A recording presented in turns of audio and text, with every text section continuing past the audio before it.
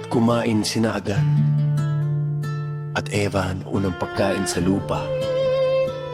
Nang magkagayo ay tiningnan ng alahaya si Adan at ang katatagan ng kanyang pag-iisip, ang kanyang pagtitiis. Sa gutom at uhaw at sa init at binago. Minya ang dalawang puno ng igos sa dalawang igos, tulad ng dati, at saka sinabi kay Adan at kay Eva, bawat isa sa inyo ay maaring kumuha ng isang igos. At kinuha nila ang mga ito, gaya ng iniutos sa kanila ng alahaya.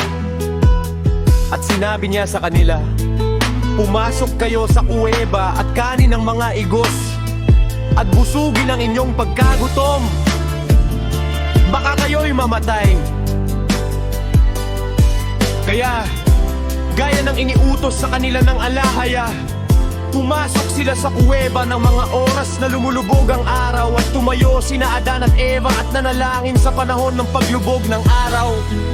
Pagkatapos, naupo sila upang kainin ng mga igos.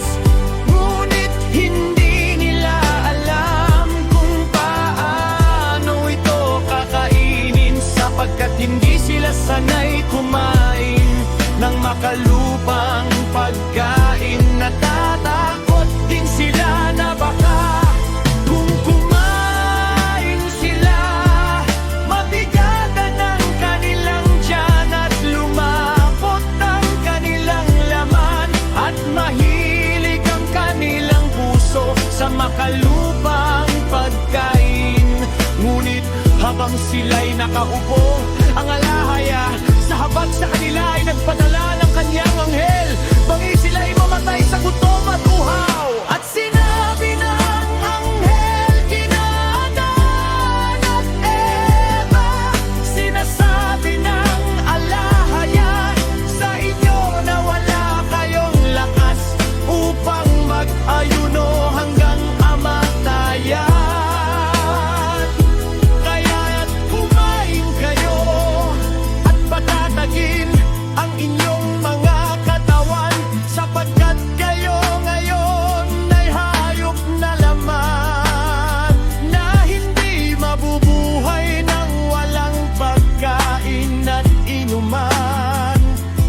Nang magkagayo'y kinuha nina Adan at Eva ang mga igos at nagsimulang kumain ng mga ito.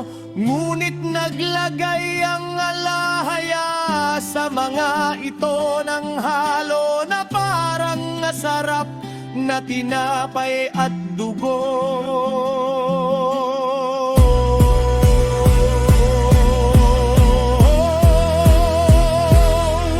Pagkatapos, umalis ang anghel kina Adan at Eva na kumain ng mga igos hanggang sa mabusog sila.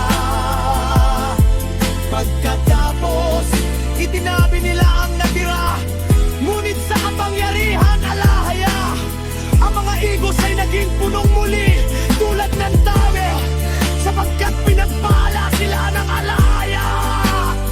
Pagkatapos nito, tumayo sina Adan at Eva at nanalangin ng may masayang puso at bagong lakas, at nagpuri at nagalak ng labis sa buong gabing iyon.